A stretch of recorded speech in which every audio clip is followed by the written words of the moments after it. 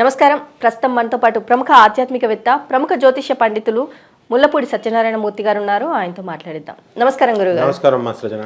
గురుగారు, 2024 సంవత్సరం జనవరి నెలలో మరి ఏదైనా గ్రహ మార్పు జరిగే అవకాశం ఉందంటారా? ఒకవేళ గ్రహ మార్పు జరిగితే గనక ఏ రాశులపైన ఎలాంటి ప్రభావం పడే అవకాశం ఉంది అని అంటారు? మనకి శుక్రగ్రహము, రవి, బుధ ఈ 3 గ్రహాల మార్పులు ఈ జనవరి నెలలో జరుగుతున్నాయి.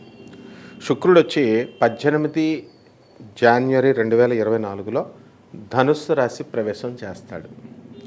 అలాగే ఈ రవి వచ్చేసరికి సంక్రాంతికి 15 జనవరి 2024లో మకర సంక్రమణం అంటాం కదా, మకర రాశిలోకి వస్తాడు.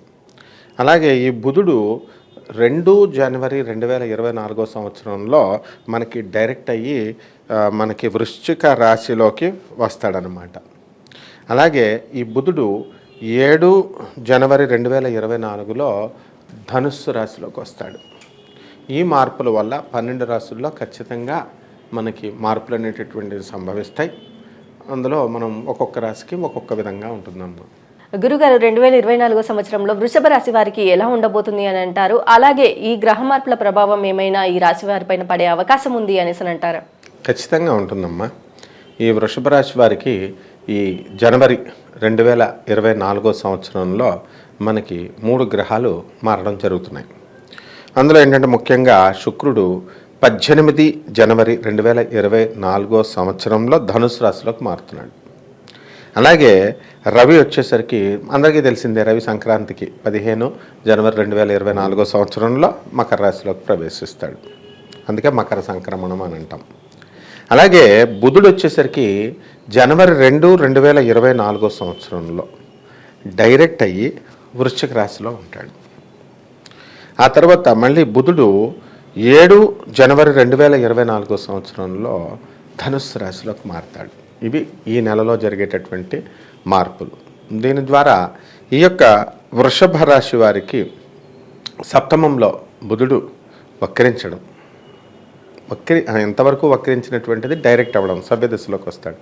కాబట్టి ఇంతవరకు మీతో ఉన్నటువంటి వ్యక్తులు, భర్త అవ్వచ్చు, పిల్లలు అవ్వచ్చు, వాళ్ళు మీతో అపార్థంగా మెలుగుతూ, వాళ్ళు ఏదో చెప్పదలుచుకున్నది ఏదో చెప్పలేక కన్ఫ్యూజ్ అవుతూ, వాళ్ళు మదన పడుతూ మనల్ని మదన పెడుతూ ఉండేటటువంటి ఈ వైఖరి మారుతుంది. అలాగే జీవిత భాగస్వామ్యంతో, అంటే భర్తతో, భర్త భార్యతో, అలాగే వ్యాపార భాగస్వాములతో ఇంతవరకు చీటింగ్కు గురైనటువంటి వాళ్ళు, ఆ తర్వాత మానసికంగా వేదనకు గురైనటువంటి వాళ్ళు, వీళ్ళకి రిలీఫ్ అనేటటువంటిది ఈ జనవరి నెలలో దొరుకుతుంది. అదేవిధంగా ఈ యొక్క బుధుడు మళ్ళీ మనకి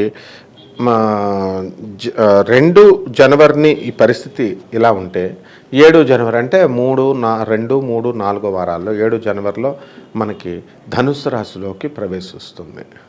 కాబట్టి మనకి అష్టమ బుధుడు మనకి శుభ ఫలితాలను ఇవ్వడు. కాబట్టి ఎవరైతే చిట్ ఫండ్స్, ఈ బిజినెస్లు ఎవరైతే చేస్తున్నారో అటువంటి వాళ్ళకి లాసులు రావడానికి అవకాశాలు ఉంటాయి. కొంతమందికి మేనమామలు, గండాల చనిపోవడాలు, ధనుర్మాసం కదా ఎక్కువ మంది, మరి ఈ ధనుర్మాసంలో చనిపోవడానికి ఎక్కువ అవకాశాలు ఉంటాయి. అప్పుడు దాకా బ్రహ్మాండంగా ఉంటారు, సడన్గా చనిపోతారనమాట.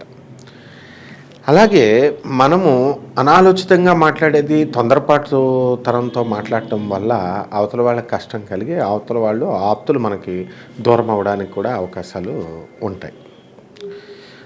అలాగే ఇక్కడ అత్తగారులతో, శుక్రుని యొక్క మార్పు వల్ల అత్తగారులతో గొడవలు, స్త్రీలతో విభేదాలు, వాళ్ళతో మీరు మంచిగా మాట్లాడుతున్నప్పటికీ కూడా వాళ్ళంతా కూడా మిమ్మల్ని అపార్థం చేసుకుంటూ అనవసరమైనటువంటి బిల్డప్లు ఇవ్వడం అనేటటువంటిది జరుగుతుంది. దీని ద్వారా మీరు కొంత మానసికంగా వేదనకు గురవుతారు.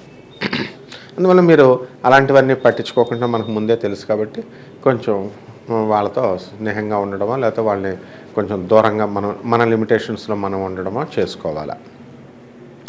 ఆ తర్వాత కుజుడు, అష్టమ కుజుడు మనకి యాక్సిడెంట్స్ కలగడానికి అవకాశాలు ఉంటాయి. కాబట్టి వృషభ రాశి వాళ్ళు ఈ నెలలో జాగ్రత్తగా ఉండాలా. చర్మ వ్యాధులు, ఈ వ్రణాలు ఇవన్నీ కూడా రావడానికి అవకాశాలు ఉంటాయన్నమాట. ఇక ప్రభుత్వ పరంగా అవ్వాల్సినటువంటి పనులు ఏవైతే ఉన్నాయో అటువంటి పనులన్నీ కూడా పూర్తవుతాయి.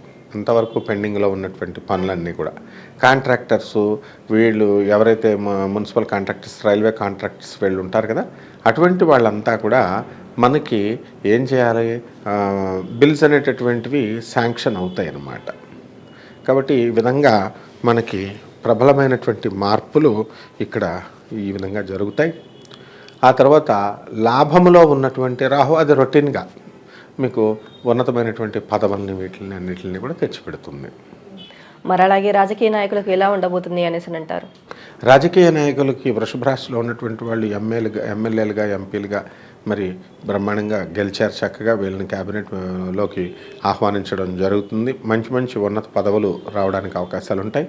అలాగే నామినేటెడ్ పోస్టులలో కూడా వీళ్ళు వెళ్ళడానికి అవకాశాలు ఉన్నాయమ్మా. మరి అలాగే విద్యార్థులకు కానీ విదేశాలకు వెళ్ళాలి అనుకునే వారికి కానీ ఎలా ఉండబోతుంది అంటారు? విదేశాలకు వెళ్ళేటటువంటి వాళ్ళకి ఇది శ్రేయస్కరమైన సమయం కాదు. అయినా సరే 40% మంది విద్యార్థులు అధికమైనటువంటి ఫీజులతో వెళ్తారు. వాళ్ళు కోరుకున్నటువంటి యూనివర్సిటీస్లో వీళ్ళకి సీట్లు రావు. కాబట్టి అయినప్పటికీ కూడా వృషభ రాశి టైం బాగుంది కాబట్టి ఏదో ఒకటి మంచి కోర్స్ అని చెప్పేసి వీళ్ళు వెళ్తారు.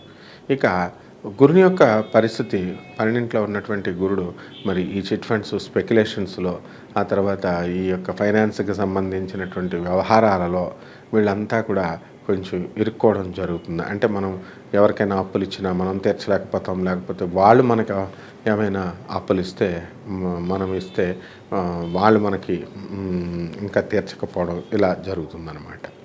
మరి అలాగే ఈ రాశి వారిలో కోర్టు సమస్యలతో బాధపడుతున్న వారు కూడా ఉంటారు. మరి బయటపడే అవకాశం ఉంది అనేసి అని అంటారా? కోర్టు సమస్యల్లో బాధపడుతున్నటువంటి వాళ్ళు ఈ నెలలో వాళ్ళకి విముక్తి లేదు. అంటే కోర్టులో కేసులు పెండింగ్ అయి ముందుకు వెళ్తూ ఉండాలి. తర్వాత మనకి ఒకవేళ కనుక తీర్పులు కనుక వచ్చినట్లయితే ఈ నెలలో మనకు అనుకూలమైనటువంటి తీర్పులు రావు. అలాగే గురుగారు, మరి వివాహాల కోసం ప్రయత్నించేవారు కావచ్చు, ఇటు సంతానం కోసం ప్రయత్నించేవారు కావచ్చు, మరి వారి కోరిక నెరవేరే అవకాశం ఉంది అనేసి అని అంటారా?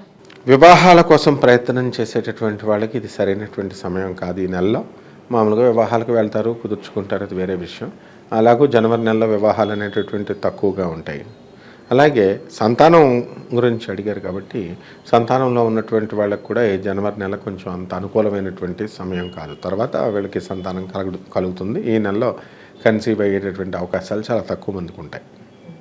మరి అలాగే ఈ రాశి వారికి అమావాస్య తర్వాత ఎలా ఉండబోతుంది అనేసి అంటారు? ఈ అమావాస్య తర్వాత ఈ యొక్క వృషభ రాశి వాళ్ళందరికీ కూడా మహోజ్వలంగా ఉంటుంది.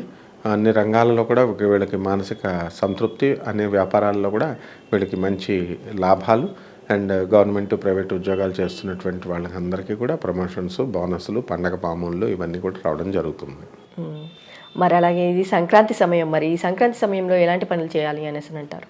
ఈ సంక్రాంతి సమయంలో మనం రెమెడీస్ దగ్గరికి వచ్చేసరికి మనకి శుక్రుడికి శుక్ర జపం చేసుకోవాలా, శుక్ర స్తోత్రాలు చదువుకోవాలా, శుక్రుడికి కిలోంపావు బొబ్బర్లని, తర్వాత ఈ పింక్ కలర్ వస్త్రాన్ని కానీ తెలుపు రంగు వస్త్రాన్ని కానీ పేద బ్రాహ్మణులకి శుక్రవారం నాడు ఇవ్వడం ద్వారా మనకు కొన్ని శుభమైనటువంటి ఫలితాలు రావడానికి అవకాశాలు ఉంటాయి.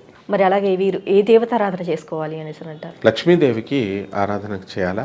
ఓం శ్రీం హ్రీం శ్రీం కమలే కమలాలయే ప్రసీద శ్రీం హ్రీం శ్రీం ఓం మహాలక్ష్మి నమః అనేటటువంటి మహామంత్రంతో ప్రతి శుక్రవారం కూడా మనకు ఈ నెలలో వచ్చేటటువంటి 4 శుక్రవారాలకు కూడా లక్ష్మీదేవి యొక్క పాదపద్మాలకి మనం కుంకుమార్చన చేసుకోవడం ద్వారా మనకి సకలమైనటువంటి శుభ ఫలితాలు జరుగుతాయి. చెడు కొంచెం దూరంగా వెళ్ళిపోతుంది. అలాగే గురుగారు, వృషభ రాశి వారికి 2024 సంవత్సరం జనవరి నెలలో ఎలా ఉండబోతుంది, అలాగే వీరు చేసుకోవాల్సిన దేవతారాధన గురించి కూడా చాలా చక్కగా వివరించారు. అలాగే ఈ సంక్రాంతి సమయంలో వీరు చేయవలసిన దానాల గురించి కూడా చాలా చక్కగా చెప్పారు గురువు గారు. ధన్యవాదాలమ్మా.